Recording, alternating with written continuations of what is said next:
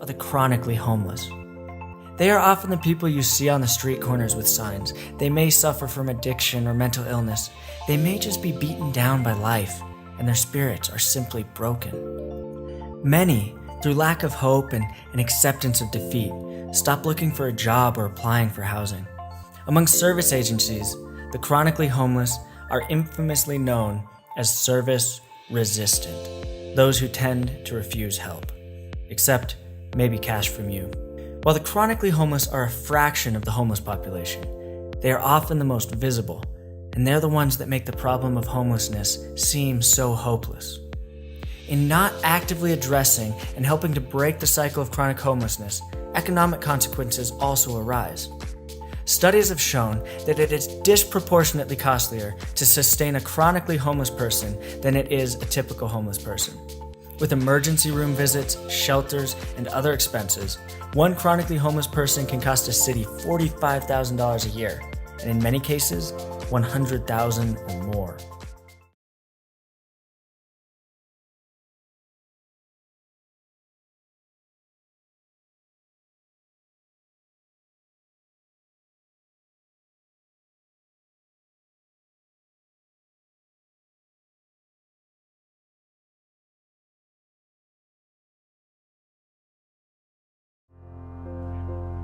I was in an abusive relationship with my husband, and it kind of went too far one day.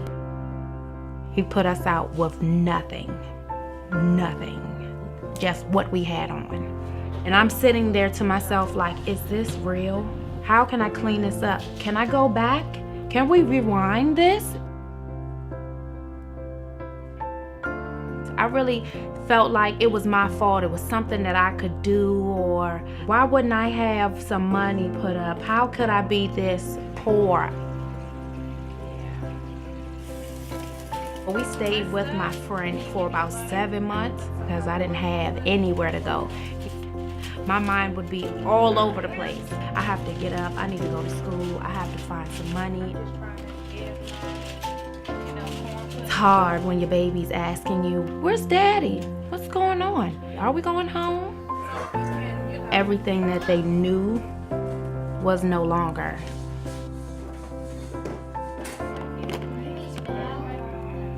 I tried to find any and every program I could get into or anything that I could do to stay positive. I don't know. This doesn't come with like some book and directions. I just had to find my way. I went to the Virginia Williams Center, and that's how I heard about THC, and that's where I met Joy, my case manager. It was great because I know that somebody was there for me because I felt alone. I knew that somebody was like, come on girl, you got them kids, you gotta get up, you gotta get up. As long as I did my part, she said she had me, so I believed her and went with it. I got up and I started looking for a place to go. I would see people fixing apartments. I was like, hi, can I come and see? Please, let me look. Finally, the owner told me to come here and he showed me the apartment. I was like, it's mine, thank you. I didn't even want to look at it. I didn't even care what it looked like.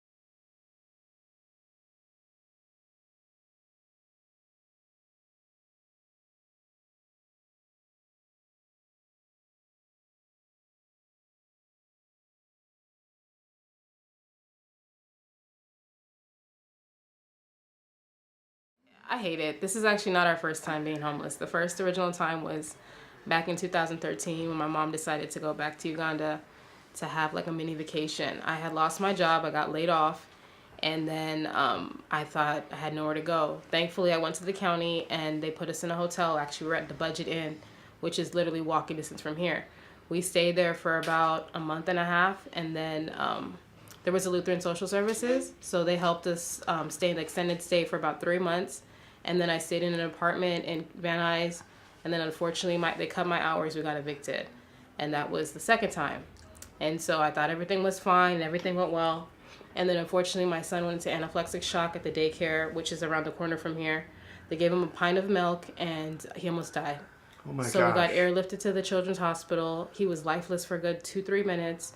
And then after that I couldn't work. Every day I would keep thinking about it. The job I had was seasonal at the Cheesecake Factory ended. And so my mom would help take care of my son, and then I got another job at Bank of America as a temp doing real estate. That job ended as well. I worked at City National Bank, and I did a bunch of other odd jobs to try to make ends meet. It wasn't enough.